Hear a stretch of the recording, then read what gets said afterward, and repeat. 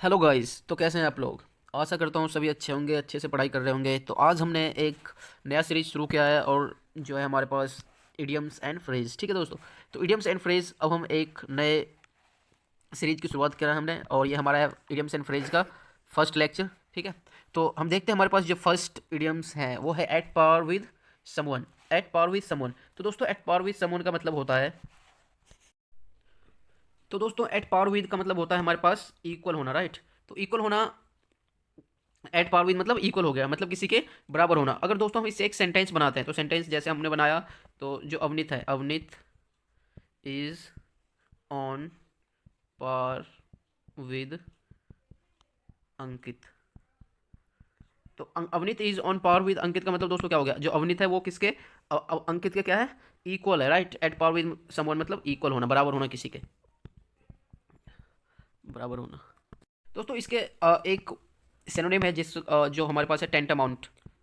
टेंटामाउंट, ये काफ़ी, इसको पहले रफ कर देते हैं सारे को।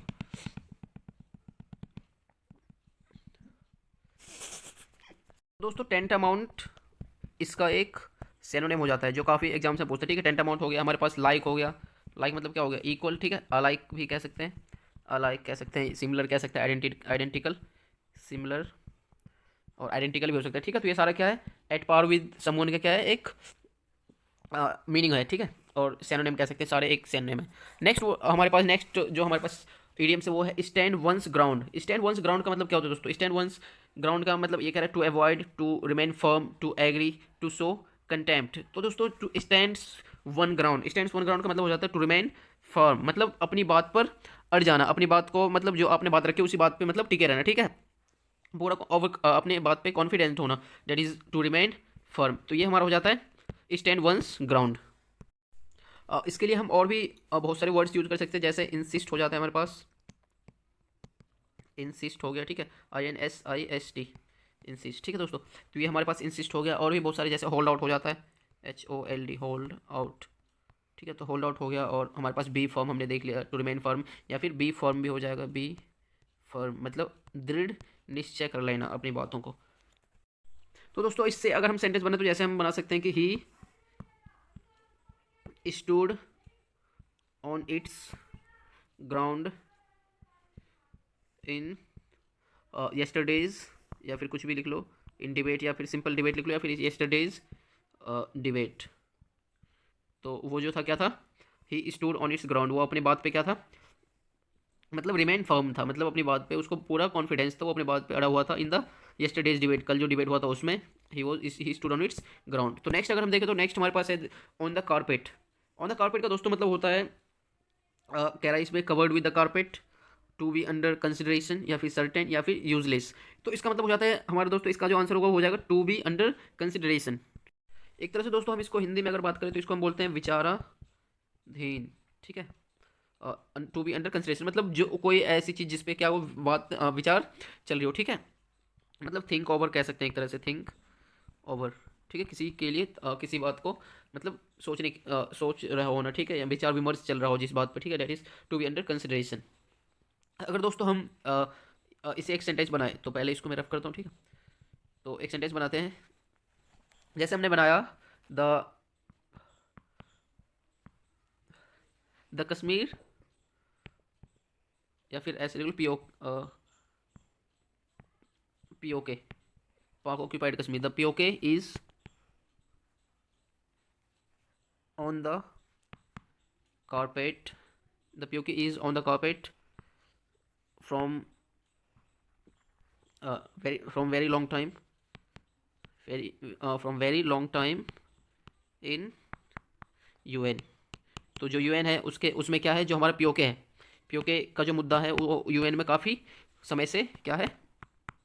अंडर कंसिडरेशन है, राइट। ऑन द कारपेट है, मतलब अभी तक उस पर विचार चल रहा है, कुछ भी अभी तक उस पर फैसला नहीं आया है। नेक्स्ट हम देखते हैं, नेक्स्ट हमारे पास फोर्थ है ब्लेज द ट्रेल। तो ब्लेज द ट्रेल का मतलब होता है दोस्तों, तो इसका मतलब होता है दोस्तों to start a movement. To start a movement मतलब, या फिर इसको बोल सकते हैं to start a new new path, या फिर कह सकते हैं begin a new undertaking. Begin, BEGIN, begin मतलब शुरुआत करना होता है, बिगिन अ न्यू अंडरटेकिंग। ठीक है दोस्त, बिगिन अ न्यू अंडरटेकिंग। तो अगर हम इससे अब सेंटेंस बनाए तो सेंटेंस एक पहले इसको रफ करता हूँ, फिर एक सेंटेंस बनाते हैं। हाँ, तो अब द कंपनी जैसे हमने बनाया, the company blazed the trail with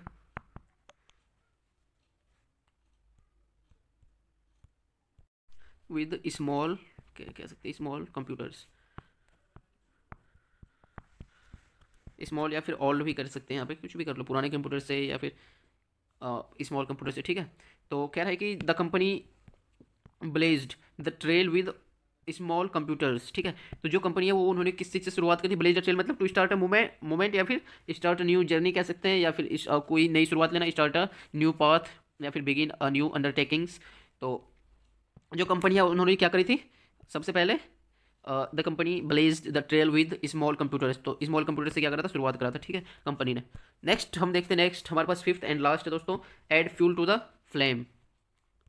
तो add fuel to the flame है दोस्तों। Add fuel to the flame मतलब क्या होता है, to support something, to make a matter worse, to give bad news, bad होगा ना, बी ए डी बैड, या फिर टू पनिश। तो इसका मतलब हमारे पास to add fuel to the flame, तो ये तो काफ़ी कॉमन है दोस्तों और बहुत जगह यूज होता है। तो इसका मतलब क्या हो जाएगा हमारा, to make a matter worse, और भी मतलब किसी मैटर को क्या करना और खराब कर देना, right, to make a matter worse. तो हमारे पास बी हो गया आंसर, ठीक है।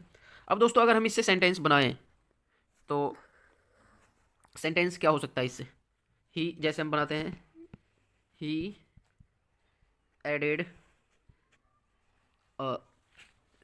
added fuel to the flame between between between my family, ठीक है। तो इसका मतलब ये हुआ कि दोस्तों उसने क्या करा, he added fuel to the flame between my family, तो मेरी फैमिली में क्या करा उसने, और थोड़ा सा फ्यूल डाल दिया, और क्या हुई, लड़ाई और जो मामला था और सारा खराब हो गया और वर्स हो गया, ठीक है। तो और भी मामला खराब हो गया, ठीक है। तो add fuel to the flame मतलब to make a matter worse, किसी भी चीज़ को और ख़राब कर देना। तो इसका मतलब हम एक तरह से इसको हम नेगेटिव वर्ड के लिए यूज़ करते हैं, ठीक है दोस्तों, नेगेटिव वर्ड के लिए यूज़ करते हैं add fuel to the flame. तो ये हमारा लास्ट था दोस्तों, लास्ट जो हमारा फ्रेज था लास्ट था। अब हम मिलेंगे अपने नेक्स्ट वीडियो में। अगर वीडियो अच्छी लगे तो लाइक एंड सब्सक्राइब कर लेना, ठीक है। और तब तक के लिए जय हिंद।